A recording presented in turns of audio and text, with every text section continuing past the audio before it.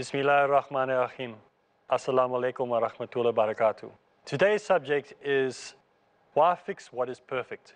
You know, many times we, as children or young people, we find a machine or we find a mechanism, maybe we get given a remote control car or we get something that we've been given new, and what is the first thing we do? We get a screwdriver and we try to open it and figure out how it was all put together. But some of us, if you're like me, are very good at taking things apart but not very good at putting things back together again. And so it can be quite confusing. Luckily, the women are not as bad as us and they don't do things like that. They like to cook things and burn things and experiment that way, but they never really take things apart. It's like our male thing. It's a thing that men like to do. We like to find something new and take it apart and figure out how it all works and then somehow try to figure out how to put it all back together again. But most times we're not very successful at that. So today, why fix what is perfect? The religion of Islam is perfect. And today we have many people who are trying to fix it. They say we need to modernize, or we need to move with the times, or we need to find a way that we can reach the young people. And so what we do is we have discos, we have Muslim discos. I often on my Facebook, and yes, I have a Facebook page and I get invited to discos, and Muslim parties and Muslim raves. And I don't see how we can try to get people to become Muslims if we're lowering our level and saying, well, this is the way you can become a Muslim. We'll come down to your level and we'll sit down there with you. You know, today there are many people who think that somehow we can fix religion or fix Islam by lowering our standards. That's not how we're going to fix it. That's how we're going to ruin it. If we looked at all religions in the world or any belief system in the world that has failed, you'll see that the way they have failed is by modernizing. And that is one thing that Islam does not need. It does not need to be watered down. It does not need to be modernized. It is already modern enough as it is. One of the beautiful things about Islam is that it is so up to date. I have often said that if you open the very, very first chapter of the Qur'an, that you'll find that the idea of how to create a Facebook or how to create a homepage is there on the very first chapter of the Qur'an. If you open up to Qur'an chapter, the first chapter of Surah Al-Fatiha that all Muslims must learn by heart, just like if you're a Christian, you're watching this, Surah Al-Fatiha is like the Our Father. We have to learn this by heart because it means so much to us. But the beautiful thing about Surah Al-Fatiha, it's the Qur'an's homepage. When you see this first chapter, it's only 7 verses long.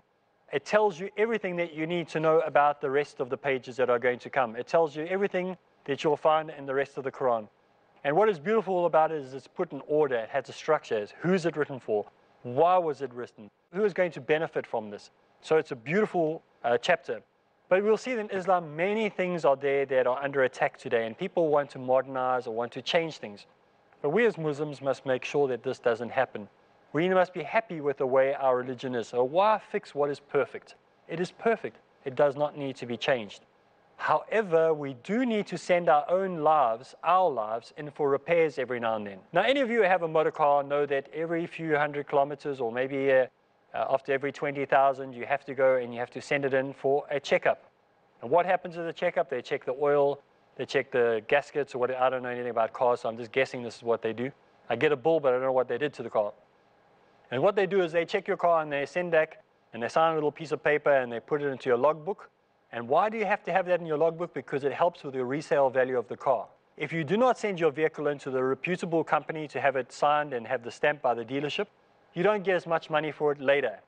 But if you have all those stamps in the right place, you get the right price for your car when you want to sell it, an up-to-date price. And so what we do is we have that continual checkup. And so as Muslims, we need that continual checkup, and we get that checkup. We don't wait for 100,000 kilometers or 10,000 kilometers to get that checkup. We get that checkup every Ramadan. Every Ramadan, we go to a local masjid or mosque or whatever you want to call it, and we go there and we spend time for those 30, 29 odd days, and we have our checkup. This is when we change. We make sure that we're on the right path. We make sure that we're doing everything right. But we do not modernize. We don't go and we say, well, listen, I will go on the first 2 days, and then I'll see you for the last week. See, some people do that. They think, well, I get the benefits from the last week or so, last 10 days, but I'll go there for the first 2 days just so that my parents know that I've been there. Or maybe you go there just to keep your wife off your back. Or maybe the wife goes to a community thing, and so you go off to mosque purely because there's nothing else for you to do at home because of the beginning of Ramadan. No, this is not why we do it. It's all or nothing in Ramadan. We must do it all. So don't give just the last 10 days. You must go for the whole 100%. You want to have you want to have the dealership stamp at the end of it. So we need to do what is right. We need to aim for perfection. We need to aim for what is right. The next thing that we need to understand when we're looking at our religion of perfection, why fix what is perfect, is we need to become an addict. Now in life, we are addicted to many things. People are addicted to drugs. People are addicted to alcohol. People are addicted to pornography. People are addicted to sport. People are addicted to many, many different things. But now, how do we get away from addictions? We get away from addictions by replacing them with another addiction. This is the only addiction that you don't need to replace it with anything, and that is being addicted to Islam. We need to learn to become so addicted to Islam that people go and they say to them, this guy is overboard, he's addicted, I don't know what's wrong with this guy, he's so addicted. That is the best compliment you can ever receive. If somebody says you're an addict to Islam, that's the best compliment you can receive. In fact, if they don't call you an addict to Islam, you need to start worrying, and maybe you need to start trying to find a way to get addicted to it. Now, I meet people that are addicted to many, many different things. In my work as a chaplain, I meet people who are addicted to alcohol. I meet people who are addicted to drugs. I meet people that are addicted to cell phones, to chat rooms, to M&S and SMS and all these other things. But I hardly ever come across, in any of the work that I do, somebody who's addicted to Islam. And that's a sad, sad day when you come across people, and there's 1.4 billion Muslims in the world, and we can't find people that are addicted to Islam. Now, I have before me here a little kit here. It's called a drug detective kit. And I'm going to open it up to you, and I'm going to show you what's in it. So all young people, you better start worrying, because your parents are going to get hands on this pretty soon. And this little kit here, I don't know if it's going to be available in any country in the world other than South Africa. But what it has here, it has a little swab. And what your parents can do, or you can do because you're such a good person, you don't touch drugs, is they can go to the keyboard of your computer up to 5 days after somebody has been suspected of using drugs, and they can wipe this little swab on your keyboard, and they put it into this little bottle, and it'll tell them what drug you took and how much of that drug you took, up to 5 days ago. So they can test for your addiction with a little testing kit, which will be in your home. Now they can test it on your clothing. They can test it on any glass that you touched in your house. They can test it by just wiping it on any part of your body or on the keyboard of your computer. Anywhere that you've been up to 5 days ago, they can test it. They can see how addicted you are and what addiction you're on, just with a simple test. Now, why have I got this here? Because I use it myself. I have people that I deal with a rehab clinic in my home, where I invite 3 people maximum at a time, and I help them and I rehabilitate them who have addiction to drug or alcohol. But what I found is that I can test for the addiction. With this testing kit, I can see. But with Islam, it's very difficult to test our addiction levels. And so many people, what they want to do, they want to do external things to prove how addicted they are, or to prove how Muslim they are. You cannot test somebody's addiction level by what they do on the outside. You can only test somebody's addiction level by wiping a swab across them and seeing how addicted they are. Just like with the drug test, there's no way of seeing it from the outside. I've heard many great stars, many cricket players, soccer players, rugby players, football players, who have later, after their careers have ended, have admitted that they took drugs while they were in the when they were at one of the biggest games of all time. So people don't know this, they cannot see it from the outside. That's how good drugs can be. So what we need to do when we become an addict, the only way we can tell is to do introspection. So why fix what is perfect? We need to have a look at the outside and the inside. We need to have a look and see what we are doing, what we are saying, what we are doing, what our actions are saying, what our internal belief is. Because we can fool some people some of the times, most people most of the time, but ourselves none of the time. So we need to do an internal audit. We need to make sure that we become addicted. Addicted means you cannot do without it, and you're not going to be able to stop it no matter what people try to do. You'll always do it. Now, the other point I'd like to talk about is choosing a diamond. Now, any of you have a wife, maybe at home, she wanted a diamond ring. You bought her a diamond ring. I remember my mother, she said the only thing she ever wanted in life was a diamond ring. And she never got the diamond ring. But anyway, some people, that's their dream, to have a diamond ring. But she got everything else. She got a loving family, she got children, she had a home, she had everything, but she never got that diamond ring. Don't know why she never got the diamond ring. But the diamond is what we have as Islam to offer people, and it is perfect. You know, a diamond is perfect. Yes, there are slight flaws in it, and there are different carats that you have. They call them carats. different clarity of diamonds that you have, but diamonds are amazing. One is they are super, super strong. They are beautiful to look at. And when they are cut into the right way and cut in the right shape, they reflect light in such a beautiful way as well. They're absolutely stunning to look at. No matter what you might think of wealth and material gains in life, a diamond is one thing that all of us agree is beautiful. Even if you don't want one, maybe you don't want one because it's expensive and you don't want to say that you want one because then it's going to cost money and the money's going to have to come from somewhere. But a diamond is an amazing thing, and even I have a diamond at home. And I have it because I just find it such a beautiful stone to be able to talk about. Many times when I do talks, those of you who have seen me on television before or seen me in talks, I always have a prop. I always bring something to show you so that you'll remember the talk by it. But a diamond is amazing because if you show somebody a diamond, he always wants it. If I have a piece of coal in this hand, he never wants the coal because he can get the coal anywhere and it's cheap and it's easy to get hold of. But this is often the difference between Islam and other religions. You see, often when we speak about other religions, we want to complain about the coal that they have. And we say the coal is rubbish and we tell them how ugly the coal is, but we don't show them how beautiful the diamond is. What we need to do is we need to concentrate on the beauty of the diamond. And we have to say, this is what you want. This is where you need to be. Don't tell them how ugly the coal is. They already know how ugly the coal is. Show them the beauty of the diamond and they'll by themselves drop the coal and want to take the diamond. This is Islam. Islam is very practical. It's showing the people how beautiful our religion is, how easy it is to come over to Islam. But a diamond also is perfect, and we do not want to fix a diamond. We don't take the diamond in for repairs and say, listen, this diamond, there's a problem with it. It shines too much. Or this diamond, it's way too strong. Or this diamond, it's way too clear. We don't want to change what is perfect. That's how we should be. We should have it the way the diamond is. Perfect, it should be clear. It should be the way that we have it at home. If you have a diamond, you look at it and you look after it. You wash it, you clean it, but it is perfect. So why fix what is perfect? The next thing we need to do is we need to make sure that our building that we build in our life is built with the correct foundations. Now we're going to take a break, and when we get back from the break, I'm going to talk why do we have to build a building with the correct foundations. Bismillah ar-Rahman ar-Rahim. Assalamu alaikum and welcome back. We are talking about why we should fix what is perfect. Our religion of Islam is perfect. It does not need fixing. It does not need anything else to add it onto it. And we're looking at some examples so that you can take these examples and apply them to your day-to-day life. So what we've seen already is that you need to become addicted. You need to choose the diamond. And now we're looking at the third point is that we need to build with foundations. In other words, do you have a building that has no foundations? If you have a building that has no foundations, the first time a little bit of wind comes along, a bit of too much rain comes along, a bit of storm or whatever, that building will start to shake. And then what will happen?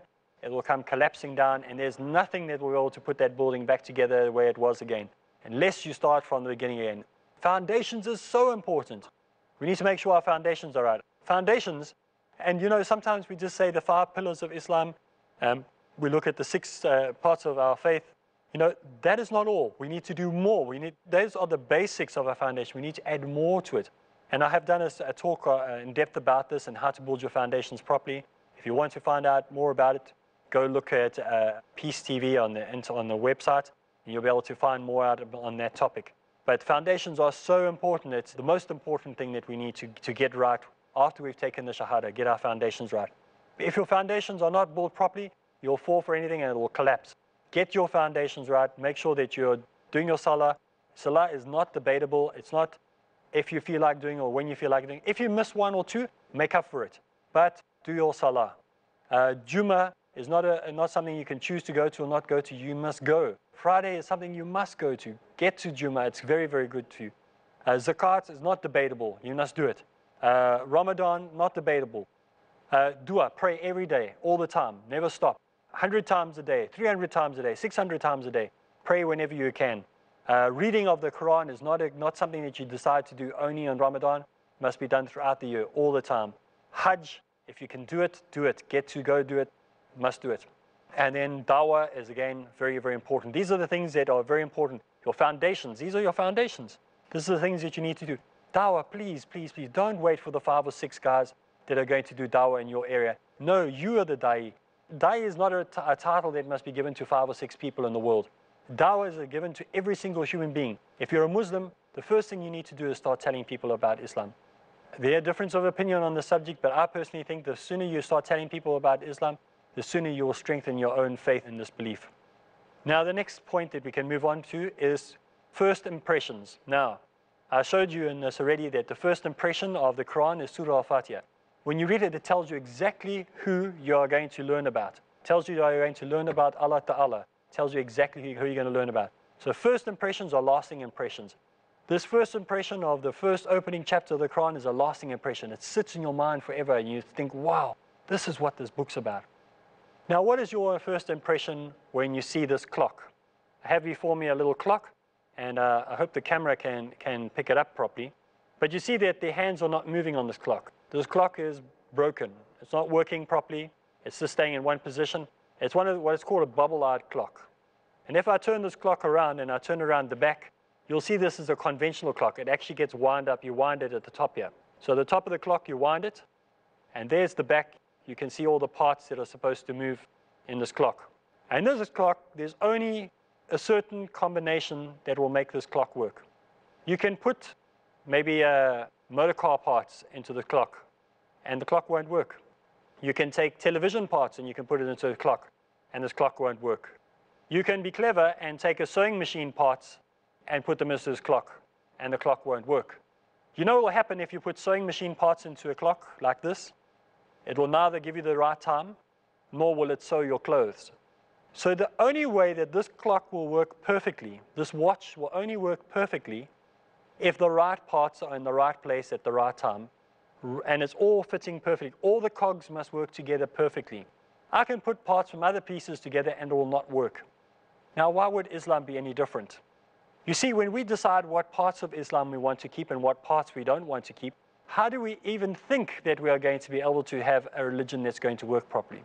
You see, if I decide that I'm not going to do wudu properly, and I'm not going to do my salah properly, and I'm not going to fast in the month of Ramadan properly, and I'm not going to pay my zakat properly, and I'm not going to read the Quran, and I'm not going to go on Hajj, and I'm not going to do dawah, and we expect that our prayers are somehow going to get further than our hands.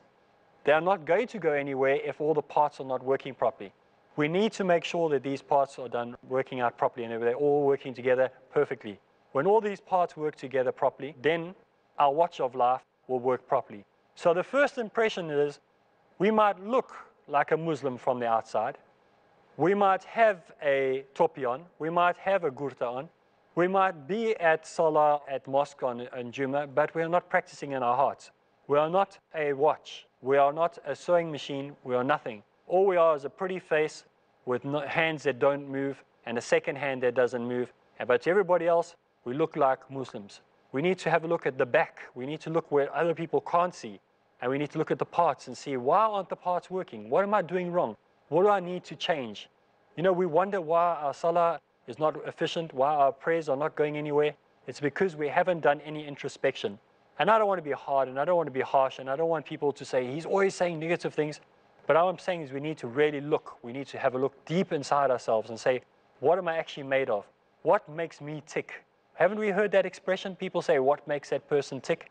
What makes you tick? What makes you a Muslim, other than what people see on the outside? What do you like in the darkness of your own home, where nobody is there, where nobody sees? What do you like with your child? What do you like with your parents? What do you like with your wife, where no one else sees? This is when we really see what a Muslim is. They say the first impression is a lasting impression. The impression you make on someone is the one that lasts for months. It takes a long time for people to change their opinion of you. So what is the first impression they get of you when they see you as a Muslim? Do they see someone who cheats in business? Do they see somebody who's a womanizer? Do they see someone who has double standards, who goes to clubs and parties and does all sorts of haram things, and then suddenly on Friday he disappears off to mosque? No, no, no. We need to make sure our first impression is the lasting impression, that they see what we say on the outside, what we do on a Friday is the same we do throughout the week. So the next point that we need to get onto before we run out of time is the Quran guiding us, or are we guiding the Quran? This is probably the most important point that I brought up so far. This is the book, the Holy Quran is the book that must guide us. We do not guide, the Quran guides us. What are we allowing our lives to be fooled by? Are we allowing our lives to be fooled by the popular media, by adverts? You know, I went shopping the other day, and I bought some shirts. In India, I bought some really nice shirts. Now, for 4 shirts in India, is the same price I'd buy 1 shirt in South Africa. So obviously I went crazy and I bought a lot of clothing. And one of the things that was so nice about these clothes is they've got no labels on them. None of them are designer things. They're all made by different people in India. And people are very proud of making their own products in India. But the big problem is, when I bought these things, they put them into these packets. And the packets, or the packaging that it was in, we had these women like half naked, and I had to walk down the street as a Muslim with these packets. Now, I cannot do that. You see, I cannot do that. Because if I'm following the Quran, I have to obey what the Quran says, and I cannot do that. I needed to change the packets.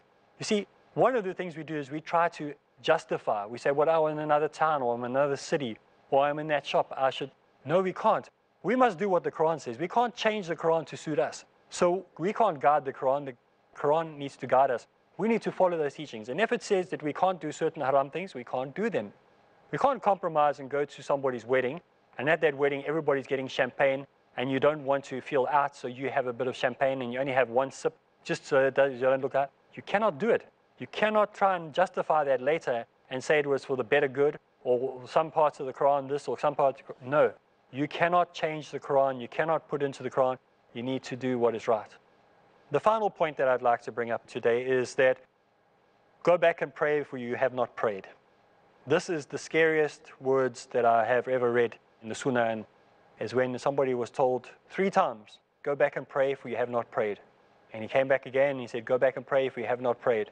And the 3rd time he went back and said, go back and pray for you have not prayed. And when he came back the next time, he asked the Prophet ﷺ, why did you tell me to go pray 3 times? What have I done wrong? Teach me. The exact thing is, teach me.